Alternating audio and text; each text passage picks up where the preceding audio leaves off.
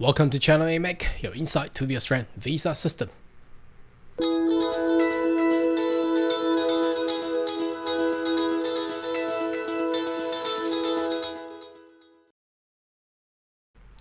Good day everyone, my name is Carl Young, your online YouTube visa consultant. Are you interested about my migrate to Australia? Why don't you consider to subscribe to my channel and turn on the bell on the side, so once we have all the updates and news, you'll be the first one getting all the insight. Now today's video will focus on the small business owner pathway. Now what does that mean? It means for a lot of the international graduate students who remain in Australia, perhaps not going through the general skill migration pathway, but some states do open up for an innovative for the graduate to actually open up your own business or establish a business in the region, and the state government will love to nominate you under 491 visa. Now there is states of Tasmania, South Australia, Canberra, and also Queensland. They are open for this kind of pathways. Now unfortunately, all the other states like Victoria, New South Wales, Western Australia, and Northern Territory, the state government haven't really thought about bringing entrepreneurial international student graduate.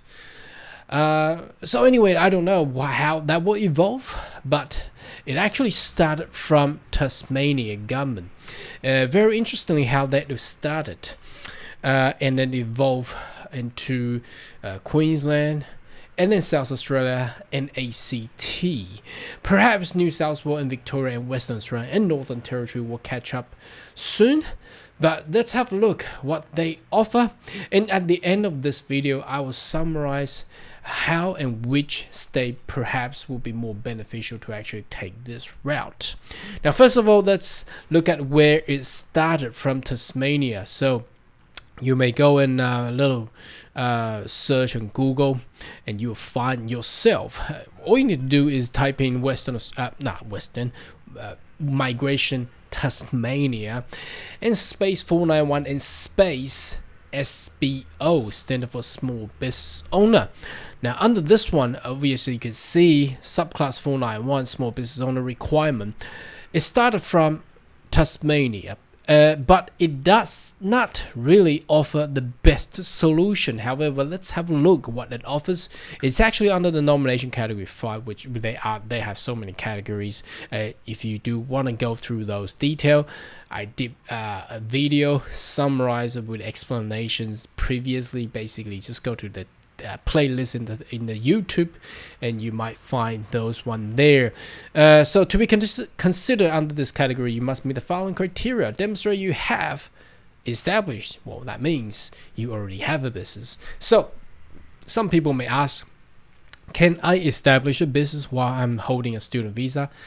The answer is yes.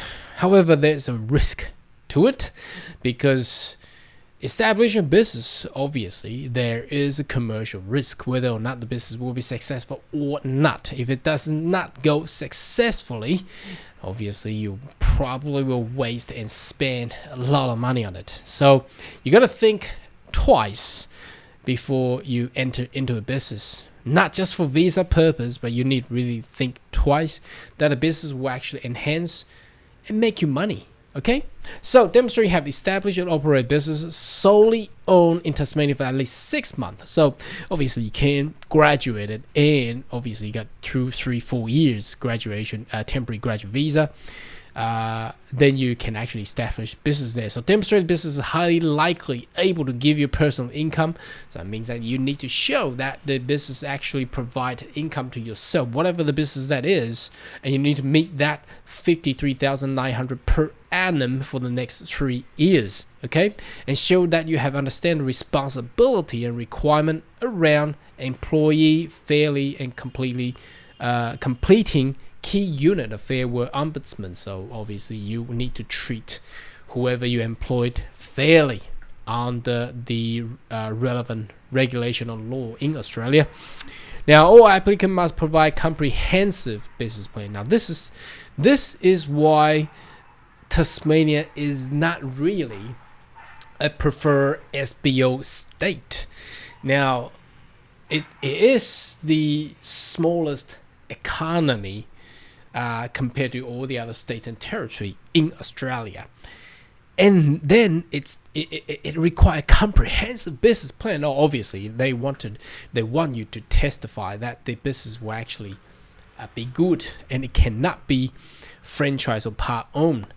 Not acceptable. You see here down here now, franchise model does provide a successful blueprint for a business to be established, but if they cannot be franchised and they still need a comprehensive business plan, now this is the reason why Tasmania is perhaps not the most preferable state for SBO visa. Encounter the capacity of the economy is small, comparatively small, so that means you don't make as much as compared to all the other states, and still need to have a comprehensive business plan. Now, how do you have a comprehensive business plan if the economy is so small? So that's probably why it's probably the hardest. Well, I'm not saying you cannot do it, but unless you are 150% sure you can come up with a comprehensive business plan and that can make you money of the above criteria, then you can seriously consider Tasmania. So that's where Tasmania sit. Now, next one I would like to bring you is to Queensland. So Queensland does provide abundantly more of the better solution than how the Tasmanian government has provided. So I'm gonna just scroll this over, just so that's in the center. So okay, now Queensland. Okay, small business owner in regional Queensland. So obviously it says it all. It has to be in regional Queensland. It cannot be in Brisbane, but can it be in Gold Coast? Yes, if we're looking into those postcodes. So it can be in Gold Coast, it can be in Sunshine Coast. Okay, and there is no requirement for particular skill set or occupation, but you need to pass the general skill migration criteria, which is you have the skill assessment and at least IELTS 6. Now that's the same, applies to the same for people who want to go to Tasmania as well. So if you want to we gotta understand it's under subclass 491, so you need to get that done. That's the mandatory and the lowest standard requirement. Okay, this pathways migrant are currently living and operating small business. Again, it has to be already been there. So a lot of people ask me, well, if I'm overseas now, can I do SBO? No, you cannot, because how do you establish business while you're not even in the region? Okay, and you must have occupation in the legislative instrument. That's a list. So positive is skill assessment. So generally you need to, whatever the occupation that you're in, as long as you pass the skill assessment, that's fine. And if you want to know whatever the occupation for its skill assessment detail, obviously I've done a whole list, a bunch of skill assessment videos for different occupation. You may want to check those one out in my channel. You must also have a full work right. So obviously if you hold a 485 visa, you have a full-time work right anyhow. Seeking professional legal and financial advice before you take the business. Well, that's very good, because that's not been set in the Tasmanian's government website, as we previously saw. That's what I'm saying. Taking business is risky. It can go north, it can go south. So you better measure it right, estimate it right, and have the right budget, so don't lose out and expend all the money and end up with not making money, because it can be not successful. Okay, you must complete EOI, so the same. And then you submit on the skill list before submitting a 491 SBO assessment form. So there's an additional assessment form for Queensland, and you need to fill that out and then submit it in. So Queensland government will actually see that open up. This visa allows nominate skilled worker to live and work in regional Queensland for 5 years. And then 3 years down the road, you can actually transfer into a permanent residency under subclass 191. Now, available profitable startup which have operate 2 years with minimum 200,000 turnover in 12 months directly prior to the application. Now, what does that mean? What does that mean?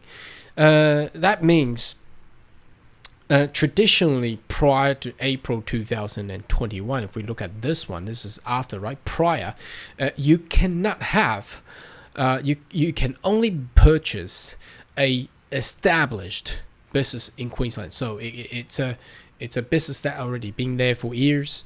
You cannot start a business yourself, okay? But here, with a new policy, it does allow you to do that, but it needs to show that it's sort of being operational for 2 years. Again, can you start a business while you're holding a student visa? Yes, you can, but you need to also account whether the business is going to be successful or not, okay? And the minimum turnover has to be 200,000. For example, you start a cafe or restaurant. It's very easy to actually reach that minimum turnover requirement. So that's not hard, that's not too hard, but make sure that's in regional, not in Brisbane, okay? Now, after 1st of April 2021, any pre-existing business purchase have to be operated 2 years instead of the usual 1 year. Okay, so that means established business, the definition has changed.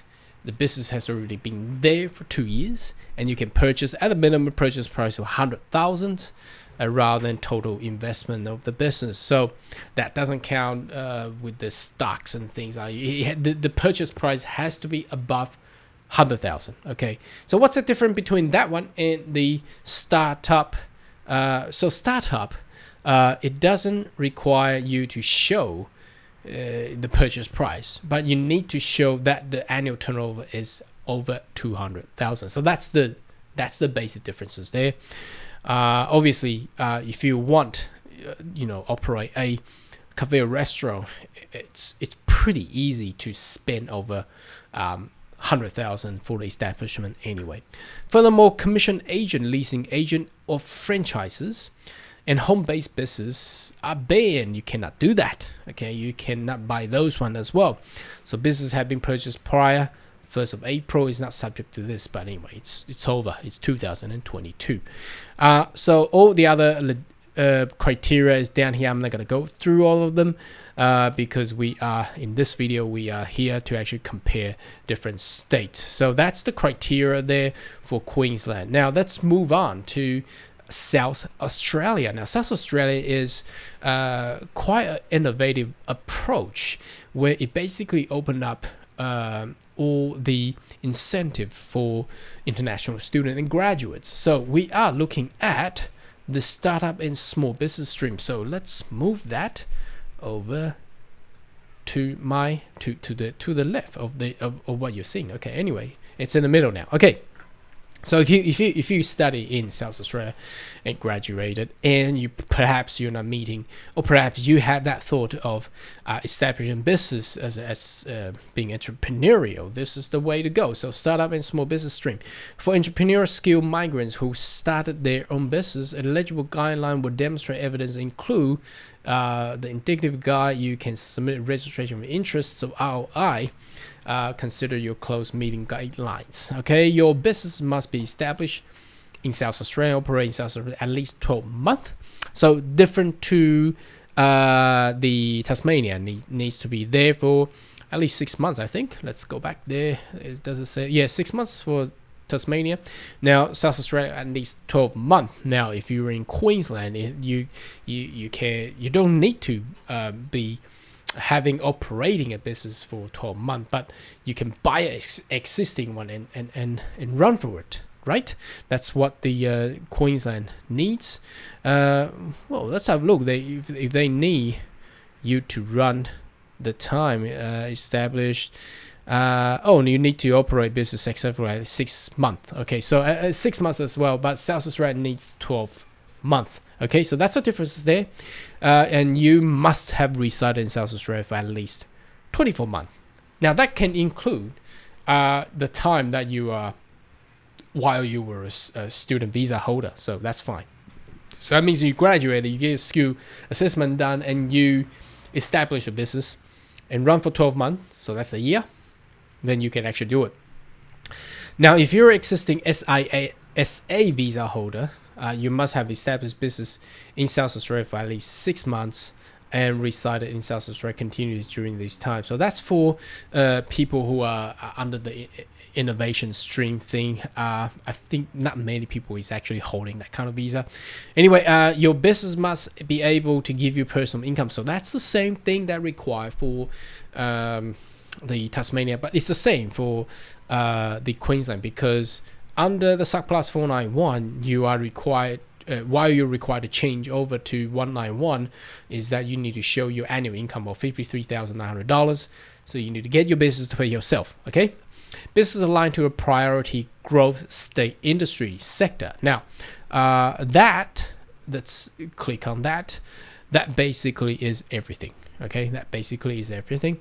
Business employ at least 2 employees. Now, that's the hard part. That's the hard part. Ongoing full-time business will be prioritized. Now, see that how Queensland on the business allow full-time work, purchase the business, 100% own, employ 1 employee, and that's part-time only. Now in Tasmania, there's no actual requirement on that one there, but let's see how that one goes. And for the South Australia, you need max 2, at least 2, but it can be 2 part-times. So that's a little bit harder than the other 2 that we have previously been talked about. Now the sector, so basically that's tourism, international education, defense. How do you establish a business in defense industry? Well, cool. Okay, anyway, full wide, high-tech, health, emerging mining, space, and creative industry. So that's basically covering everything there. So we don't need to think about because that's tourism will cover hospitality as well. So that's basically everything. But you need to employ 2 people, okay? Must have provide a business case with evidence through research. Now, that's the same as Tasmania. Queensland, it doesn't require that, right? So it doesn't say comprehensive business plan though. You only need to go through some research, understand relevant industry in South Australia. So that's actually easier than a comprehensive business plan compared to Tasmania. And how business will be innovative, contribute to South Australia. Well, obviously, for sure, because if it doesn't, you don't make money anyway. How the applicant previous experience and qualification will help the applicant successfully build. So again, that's again your background and how that will actually build up into the interest of having this business. Self-employed applicant and subcontractor must apply through this stream. This includes applicant working for business, some share, partly owned by partner.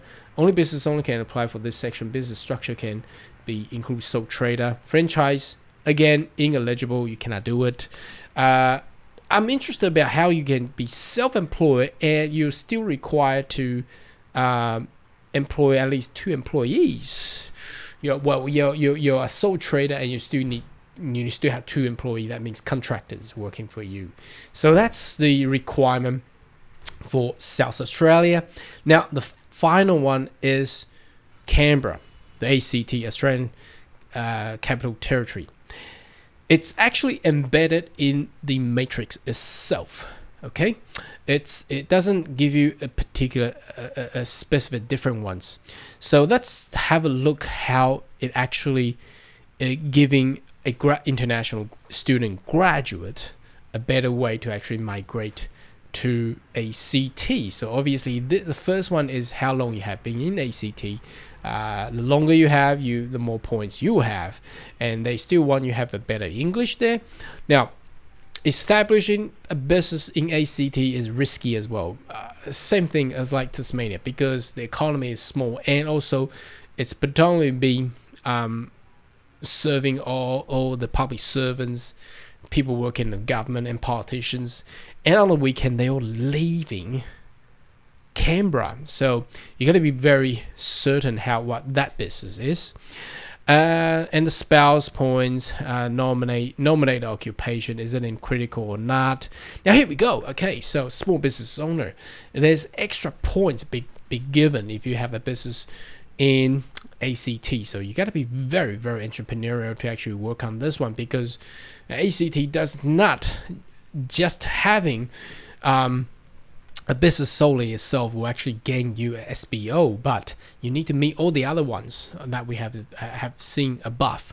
Okay, so majority owner, you have to be at least 51%. Now compared to where do we see in Queensland, it has to be 100% owned. I think that's previously said.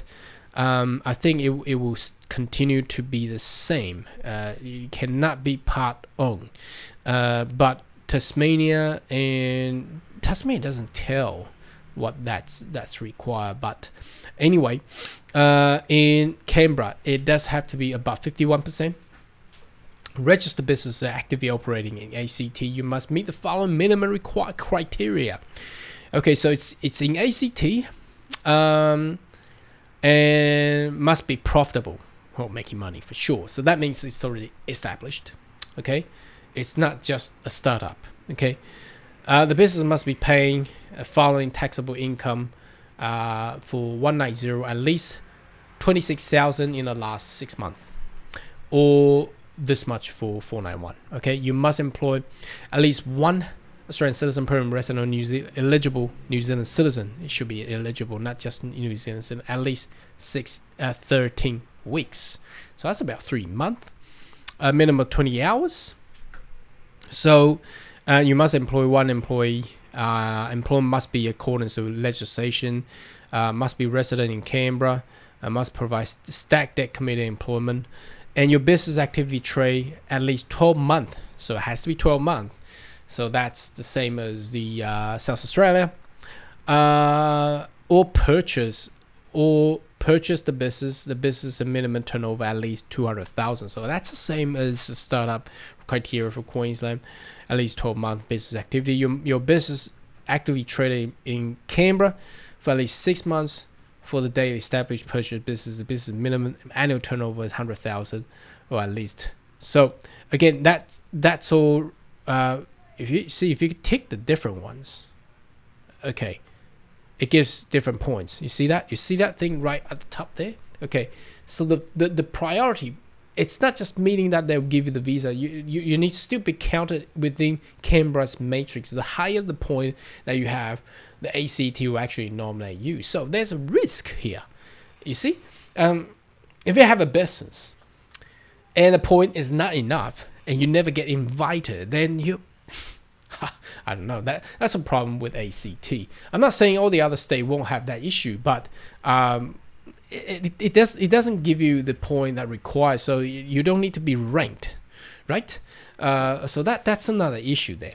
So your business have to be traded 200,000 for the last 12 months, and that you get that 20 points. If not, it's half of that, you get 10 points. So that's how ACT will work. Now, so that's the 4 states and territories that they are open up for SBO. Now, in summarize, which is more preferable options, obviously, as you can see, Tasmania and Canberra, they have a fairly small economy in compare.